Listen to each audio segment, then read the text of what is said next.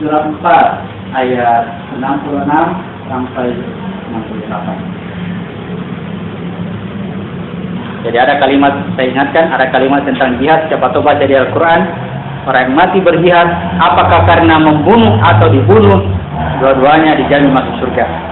Ingat, bukan saling membunuh satu dengan yang lain, tapi bunuh dirimu keluar dari dia tuh yang membunuh, dia juga yang terbunuh pada saat yang sama. Pada saat yang sama. Itu yang dijamin surga. Nah ini, surah 4 ayat 66,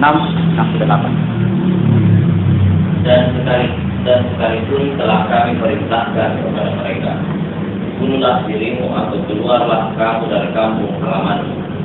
Ternyata mereka tidak akan melakukannya kecuali sebagian kecil dari mereka.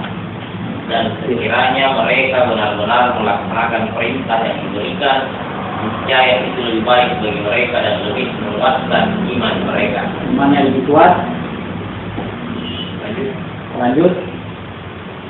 Dan dengan demikian pasti kami berikan kepada mereka pahala yang besar dari sisi kami. Pahala besar. Dan kami pasti tunjukkan kepada jalan yang lurus. Ditunjukkan jalan.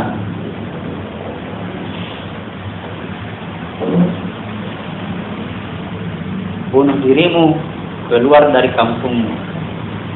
Sedikit sekali yang lakukan. Seandainya dilakukan, dia akan imannya akan lebih kuat. Seandainya bunuh diri baru mati betul, terus iman kuat. Apalagi itu iman di bawah mati ya. Begitu imanku tambah kuat, tapi mati nih.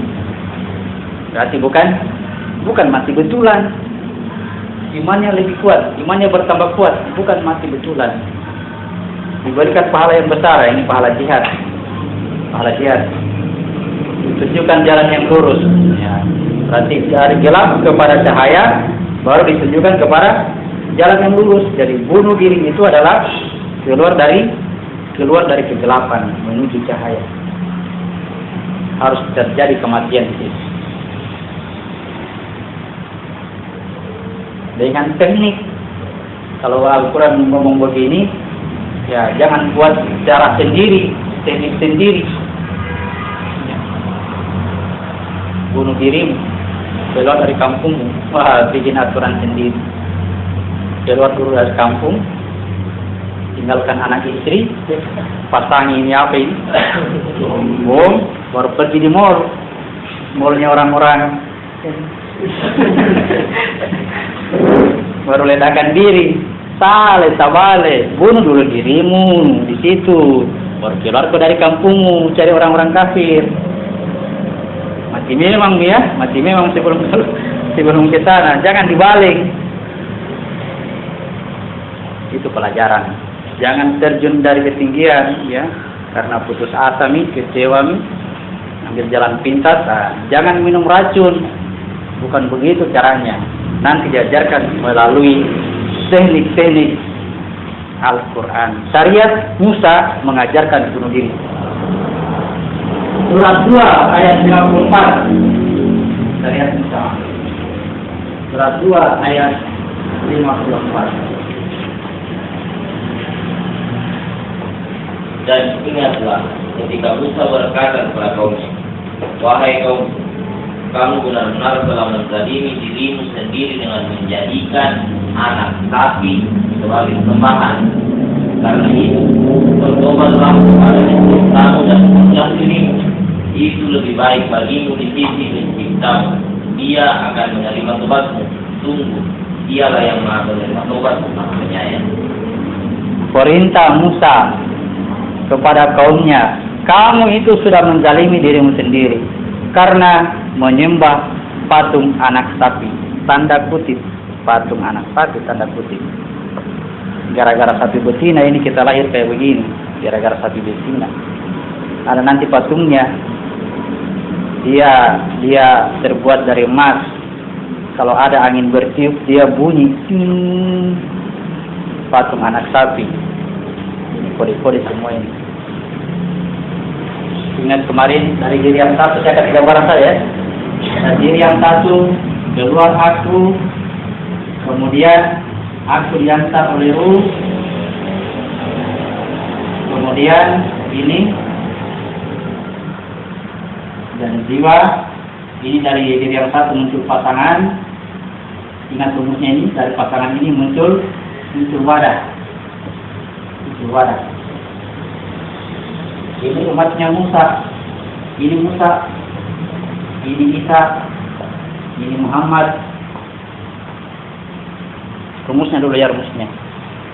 Umatnya Musa mengatakan, wahai kaumku, kamu sudah menzalimi dirimu. Kenapa? Terima amanah yang masuk ke dalam. Kamu sudah menzalimi dirimu, kau sendiri terima amanah. Bertobatlah. Caranya bunuh dirimu. Bunuh, keluar dari kampungmu. Ini kampung, negeri, apalagi rumah, harta, semua ini. Kampung, negeri, rumah, harta, apalagi di situ. Yang menceritakan tentang bunuh. Bunuh dirimu, keluar dari kampungmu. Niscaya Tuhan akan menerima tobat. Berarti untuk bisa kembali kepada Tuhan harus keluar dari sini, masuk ke alamnya jiwa, alamnya Musa, kemudian dalam jiwa ada ruh. Keluar lagi dari situ, masuk ke alamnya Isa. Keluar lagi dari situ, masuk ke alamnya rahasia. Hanya rahasia yang bisa ketemu rahasia. Begitu ketemu rahasia masuk di sini, langsung tidak ada. Kembali tidak ada. Tidur. Mati, tidur. Begitu terjaga, ada lagi. Dibangkitkan. Ini nanti cerita Nabi-Nabi baru kita lengkapi berapa ratus tahun perjalanannya, ya. Berapa ratus tahun perjalanan sampai ke sana. Untuk apa disebut begitu? Kenapa disebut 100 tahun? Kenapa bukan 115, 120? Masih pas-pas. Sholat 27 kali lipat. Tanggung sekali ya. Sebutlah 33, 34. Angka-angka seperti itu ada mau disampaikan, ada yang mau disampaikan. Begitu juga dengan perjalanan ini yang 100 tahun, 200 tahun, 300 tahun, ada yang 5.000 tahun, ada perjalanan 1.000 tahun.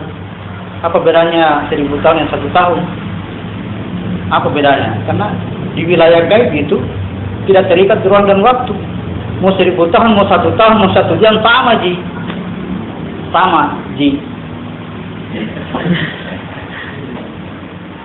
Perjalanan. Yang penting itu lihat ujungnya. 5.000, 3.000, 100, lihat ujung-ujungnya ini. Ada apa ini? 1, 3, 5, 7. Karena dia tidak terikat oleh ruang dan waktu. Terikat ruang dan waktu dalam kondisi ini. Nah, perjalanan ini dibuatlah miniaturnya dalam, ini kan alam gaib, kita tidak tahu. Ini alam gaib. Orang katakan perjalanan ke langit. Ya, ini bilang berjalan ke langit. Kalau kita mau berjalan ke langit sana, dengan kemampuan yang kita miliki, mungkin kecanggihan teknologi bikin pesawat yang bisa tembus 7 lapis langit misalnya. Itu perjalanan kita di sini tinggi, tidak kemana-mana, tidak sampai ke alamnya ini, ke alamnya jiwa. Tetap di alam tubuh, tetap di alam materi, di alam syariat. Jadi perjalanan ini di mana ini? Di mana ini alam gaib ini? Di mana yang gaib ini? Dibuatlah miniaturnya pada diri kita. Kita akan bahas makro dan mikro.